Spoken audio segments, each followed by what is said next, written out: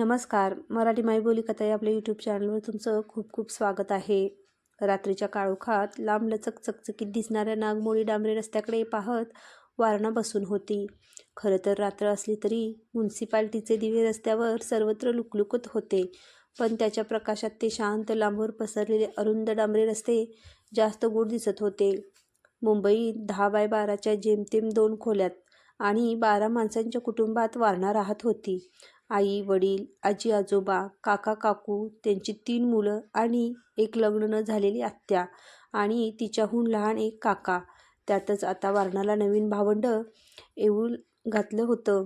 दिवसभर 2 खोल्यांच्या आणि एवढ्या माणसांच्या घराड्यात वारणा गुदमरून जाई. पिकलेलं उंबर टपकन खाली पडल्यावर त्या एवढ्याशा उंबरात बुजबुजलेले लाल लाल किडे कसे दिसतात. आपल्या घराचा पत्रा जर कोणी वरून उचकटून आत डोकावून पाहिलं तर आपणही असेच दिसत असू, तिला वाटे. उन्हाळ्याची सुट्टी म्हणून वारणा आपल्या आजीकडे औरंगाबादला आली होती. आजोळचं भरलं गोकुळासारखं वाटणारं ऐसपैस घर वारणाला त्याचं फार अप्रूप होतं. सरकारी घरांची ही वसाहत लांबच लांब पसरली होती. प्रत्येकाच्या हुद्द्याप्रमाणे घराचे टाईप्स होते. ABCD आणि त्यानुसार रचना होती. वारणाच्या आजोबांचं घर D टाईपमध्ये होतं. त्याला दोन्ही बाजूनी दार आणि दोन्ही बाजूनं अंगण होतं. पुढचं मोठं अंगण मुलांना खेळण्यासाठी. त्याच्यासमोर काळे डांबरी रस्ते होते, जिथून उपनगरामधून बाहेर रोडपर्यंत किरकोळ वाहतूक चालत असे. आजूबाजूच्या प्रत्येक घरापुढे असंच अंगण. तिथून पायऱ्या चढून वर आलं की मग ओसरी, मग हॉल, आतल्या बाजूला पूर्वेला स्वयंपाकघर, त्याच्या डाव्या बाजूला मोठ्या मामा मामीची खोली, पुढे धाकट्या मामा मामीची खोली, मग भला मोठा व्हरांडा आणि त्यापुढे मागचं अंगण, त्याला आजी परसदार म्हणे. तिथे सीताफळ, शेवगा, कडुनिंब यांची झाडं लावलेली. तिथंच आजीने लिंबू ठेवलेली भली मोठी चूलही होती. रात्री जेवण झाल्यावर मामा मामी, आजी आजोबा सगळे गप्पा मारत असत. उन्हाळ्यात गरम होऊ लागले की सगळे रहिवासी पुढल्या दाराच्या ओसरीवर झोपत. वारणाच्या घराचेही असं बाहेर झोपलं की रात्री वारणा हमखास जागी होई. दिवसा गाड्यांच्या आवाजाने गजबजणारे ते रस्ते रात्री असे शांत झालेले बघताना तिला खूप गंमत वाटे. आजूबाजूच्या झाडांची वर पाहिले की लुकलुकणाऱ्या चांदण्यांची तिला गंमत वाटे. आजही ती नेहमीसारखी मध्यरात्री उठून बसली होती. आजूबाजूला सगळे गाढ झोपले होते.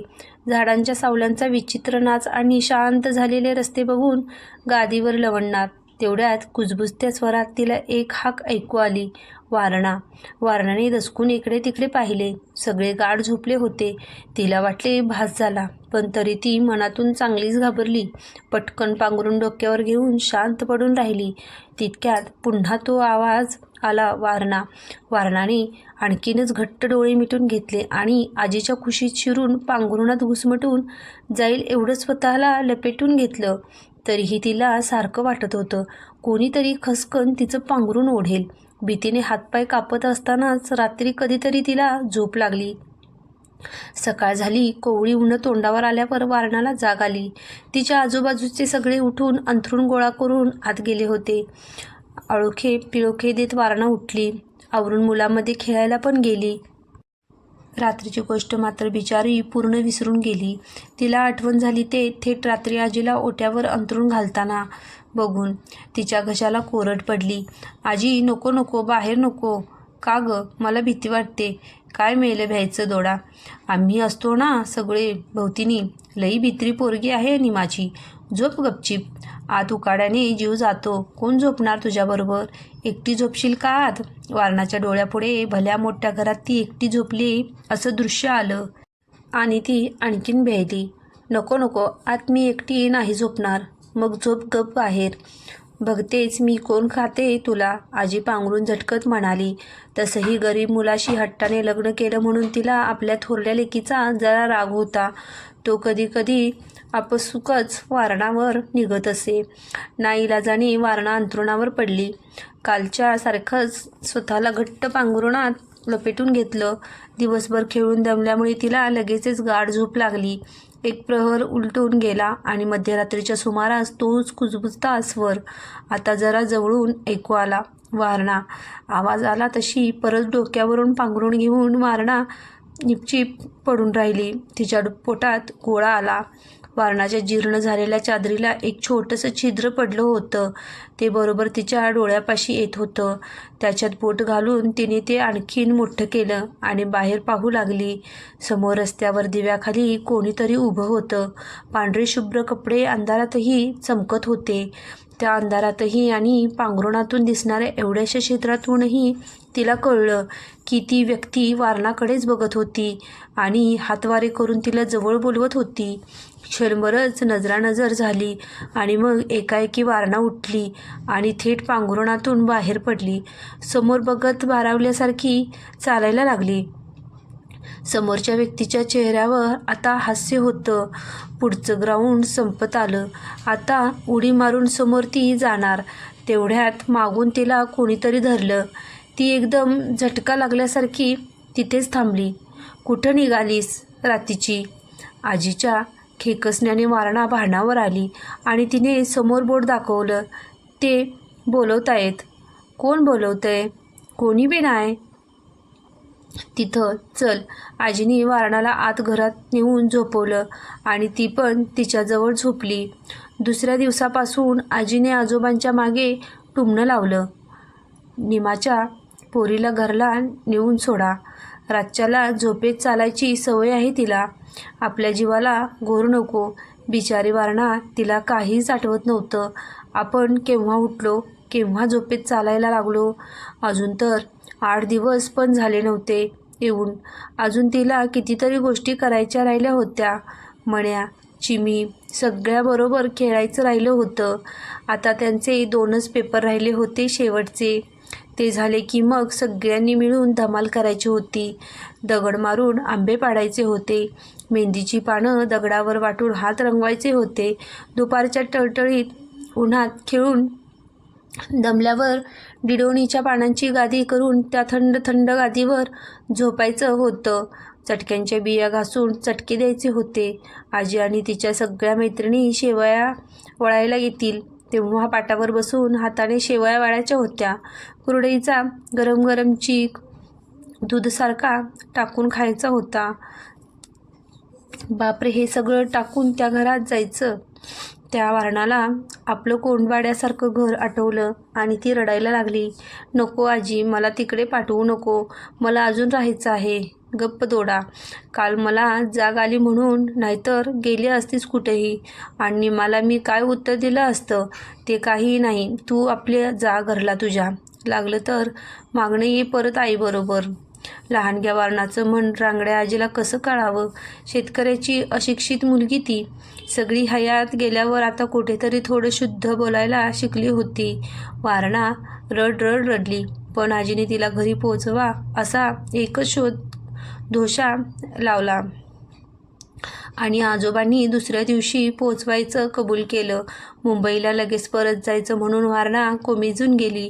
रात्री न जेवता तशीच झोपून गेली. मध्यरात्री कसल्याशा आवाजाने ती एकदम दचकून जागी झाली.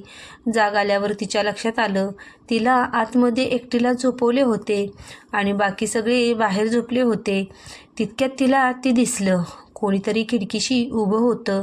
वारणाला बाहेर बोलवत होतं. 1-2 क्षण वारणा बघत राहिली आणि मग हळूच उठली. कडी उघडून बाहेर आली. तेवढ्यात जे कोणी बाहेर होतं ते एकदम रस्त्यावर गेलं एकाएकी आणि तिला खुणावू लागलं. वारणा तिकडे बघत खाली उतरली. रस्त्यावरच्या दिव्यांचा प्रकाशवर ओसरीपर्यंत पोचत होता. त्या अंधुकशा उजेडात चालायला लागली. ग्राउंड पार करून ती रस्त्यावर आली. आता त्या पांढऱ्या कपड्यातील व्यक्तीने तिचा हात धरला. चल. कुठे? वारणाने निरागसपणे विचारलं. तुला मुंबईला जायचं नाही आहे ना? त्या अनोळखी व्यक्तीने कुजबुजत विचारलं. नाही जायचं, पण आजी इथे राहून देत नाही. डोळ्यात आलेलं पाणी हातानेच पुसत वारणा म्हणाली. मग तू माझ्याबरोबर चल. सकाळी तू दिसली नाहीस की आजी थोडा वेळ गोंधळ घालेल आणि मग आजोबा कामावर गेले की तू घरी जा. मग तुला कोणी पोचवणार नाही मुंबईला. खरंच असं होईल? वारणाचे डोळे आनंदाने चमकले. हो. यावर अतिशय आनंदाने त्याचा हात धरून उड्या ती मारत निघाली. 1च सेकंद चालली असेल नसेल आणि तिला आपण एकदम बाजार मैदानात आलोय याची जाणीव झाली. आजीबरोबर कितीतरी वेळा ती यायची नाही का इथे सामान घ्यायला, भाजी घ्यायला. आता रात्रीच्या अंधारात तिथं खूप भकास वाटत होतं. तिथे एक कायम बंद असणारी विहीर होती. चिमीने सांगितलं होतं की तिथे ढगे काकांच्या मुलाने उडी मारून जीव दिला आहे म्हणून त्याचं भूत असतं तिथे. पण आता तर तिला ती उघडी दिसली. वारणा, उडी मार, आत लपून बैस जा, तो तिला सांगत होता. तिने त्याच्याकडे बघितलं, मात्र भीतीने तिची बोबडी वळली. त्याचे रोखलेले डोळे आता पूर्ण पांढरे दिसत होते. माणेचेच नाही नाही म्हणत ती जायला लागली. त्याचे ते घाणेरडे डोळे गरगर फिरायला लागले. जा आत, उडी मार, लपून बैस. डोळ्याबरोबर मानही जोरात फिरायला लागली. जा आत, उडी मार, लपून बैस. आई, वारणा ओरडायला गेली, पण तिची किंकाळी आतल्या आतच राहिली. समोरच भयानक दृश्य पाहून ती तिथेच बेशुद्ध पडली. सकाळी भाजी घेऊन येणाऱ्या बायका, दूधवाला, सगळ्यांना एक 9-10 वर्षाची लहान मुलगी विहिरीजवळ बेशुद्ध पडलेली दिसली आणि एकच गलका उडाला. त्यांच्यापैकी कुणीतरी तिला ओळखले. अरे, ही तर पिंगळेबाईंची नात. झालं कुणीतरी घरी वर्दी दिली आणि सगळे पळत आले. वारणाला उचलून घरी आणलं. आता ती शुद्धीवर आली होती, पण अंगात ताप भरला होता. ताबडतोब मुंबईला फोन केला गेला आणि वारणाच्या आईने भावाला विनवणी केली, तिला घरी घेऊन या. त्या माऊलीला माहीत होतं गाडी भाड्याची सोय होईपर्यंत 4-5 दिवस जातील. कोणी उसने पासने लवकर देणार नाही, कारण आधीचीच उधारी थकली होती. वारणाला आणायला खूप दिवस लागतील. त्यापेक्षा तिकडून कोणीतरी पोचवेल तरी लगोलग. कधी एकदा वारणाला बघेन असं तिला झालं होतं. निरोप ऐकल्यावर मामीने नाक मुरडलं आणि वाटलंच होतं अशा प्रकारचा एक झटका मानेला देऊन ती आत निघून गेली.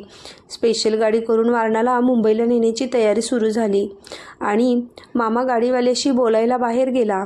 तोवर परत तिला आवाज ऐकू आला, वारणा, येतीस ना लपायला. वारणाने क्षीण नजरेने आवाजाच्या दिशेने पाहिले आणि तो तिला दिसला.